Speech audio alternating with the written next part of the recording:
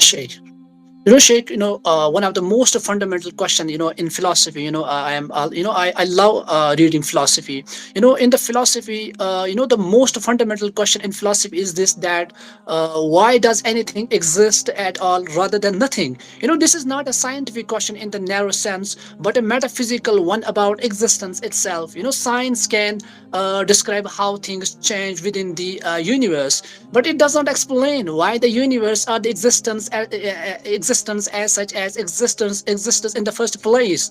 From what I have observed, the atheistic explanations often end by appealing to brute factors, that the idea that the universe simply exists without any deeper reasoning or explanation. But philosophically, this seems to suspend the very principle of reason that rational inquiry depends upon. Sheikh. Sheikh, let me tell you, let me know that from your scholarly and theological perspective, how should we understand this question of existence, and how does the Islamic worldview provide a more coherent explanation as compared to atheism's reliance on the brute factor, Sheikh? Yeah, so I think this point of existence. Yeah, Now we know Ibn Sina in Islamic philosophy. He's a controversial figure to some extent, but he's yeah, also a very exactly. influential figure. And he basically used just the concept of existence to show that God exists, because he reasoned, even if I never saw the universe, even if I just woke up one day and my eyes were closed, and I never looked around me, I didn't know what happened, that I know that I exist. And if I exist, then either my existence is necessary or my existence is contingent. It's one of the two, right? And I can tell by the fact that I'm changing that my existence is contingent, which means I must rely on something else, which must rely on something else, which must eventually come to a necessary being, as I'm sure we're going to talk about.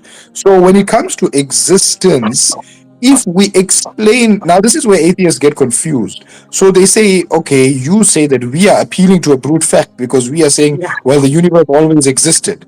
But you're also appealing to a brute fact because you say God just always existed. There's no reason for God's existence. So this is where they fundamentally misunderstand the categories of necessary existence and contingent existence.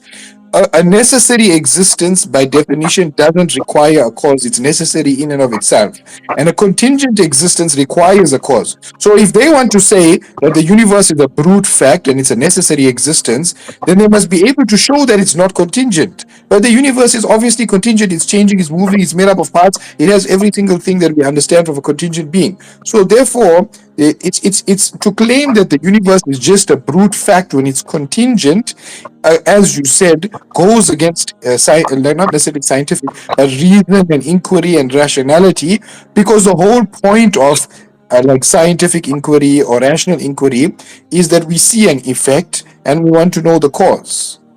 Even when we're children, if we hear a sound behind us, we'll turn around because we want to know what caused that. We understand this principle, which is a logical principle, that everything that occurs requires a cause. Now, atheists, in order to stop talking about God, and they don't want to go near God and they don't want to mention God, so they say, no, no, that rule is true, but there's just this one exception, which is the universe. Let's just forget about that. We don't want to talk about that. So, again, what they're doing is they basically special pleading and saying that we agree everything that comes into existence or everything that's contingent requires something to make it exist the way it does, but we just want give us a free pass for the universe. We're not going to talk about that. That's just a brute fact. It's not necessary, it's contingent, but it doesn't require a reason. So that is completely illogical, and it basically leaving you with It's saying that, irrelevant. It's illogical. It's irrational, Sheikh. Sheikh, yes. let us know, Sheikh. Can infinite regress of contingent causes adequately explain existence, or does reason demand a necessary being, Sheikh? Yeah, so that's basically what it should come down to, is Yep. that the atheist who's a little bit sharper will say, okay, wait, everything does need a cause. I can't say that the universe is a brute fact because it is contingent, obviously, but I believe you, Sheikh. maybe, but sorry, Continue, Sheikh. Continue. so but maybe he might think to himself, maybe Okay, this universe is contingent, so he needed something. Maybe before that there was another universe, and maybe before that universe there was another. Like some very few scientists today hold to this theory about the Big Bang and then the Big Crunch, and then before that and before that. It's like a cycle of things. So they say, okay, maybe before that universe there was another universe, and that one needed another one, that one needed another one, and that one needed another one. So the ulama of Islam, they give some very nice examples to explain why this is impossible. So they say, Nice. for example, imagine that I owed you $10 and or 10 rand, right? Let's say, because I'm in South Africa, 10 rand. And I tell you, I'm gonna pay you the 10 rand, but let me go. I don't have it on me. I need to borrow it from a friend. So I go to friend number one, and he says, okay, I'm gonna get it for you. I don't have it. I'm gonna borrow it from friend number two. And he goes to friend number two, and friend number two says, okay, I'll give it to you, but I need to borrow it. I don't have it. He goes to friend number three. If that continues forever, you, brother Sheikh Muzaffar Mudassir, you'll never receive your money. You will never Yeah, receive your money. absolutely. Similarly, if this infinite regress of causes was there, we would never reach the present day. Because if we reach the present day, that means it's finite and the sequence has come to an end, which means the sequence cannot be infinite. So the mere fact that we are here today means that the sequence did come to an end, and therefore the sequence cannot be infinite. That's number one. Number two is a different way to think about it is like, let's look at it like this, okay? Imagine you, this is the first time I'm really speaking about this example. I read it a long time ago. You have a Yes. house, I will right? examine it, So, Sheikh. sorry? I will examine this explanation, Sheikh.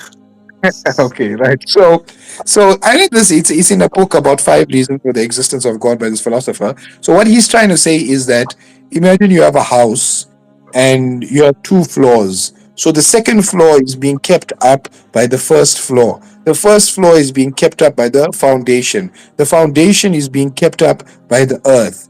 And the first layer of the earth is being kept up by the second layer of the earth, by the third layer of the earth, etc.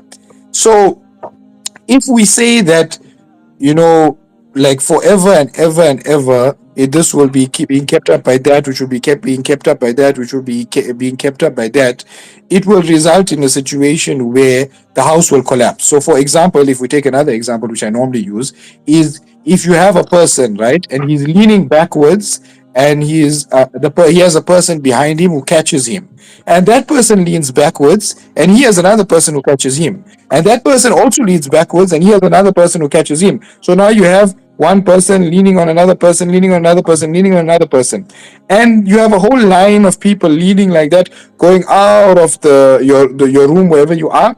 You can't see where the line ends, but the line has to end in a person who is standing up and he's not leaning on anyone else. Or the line must end in a wall or a mountain or something that doesn't lean on anything, but everything is leaning on it. If all of those people were leaning and there was no one at the end who was standing upright, the entire line would fall.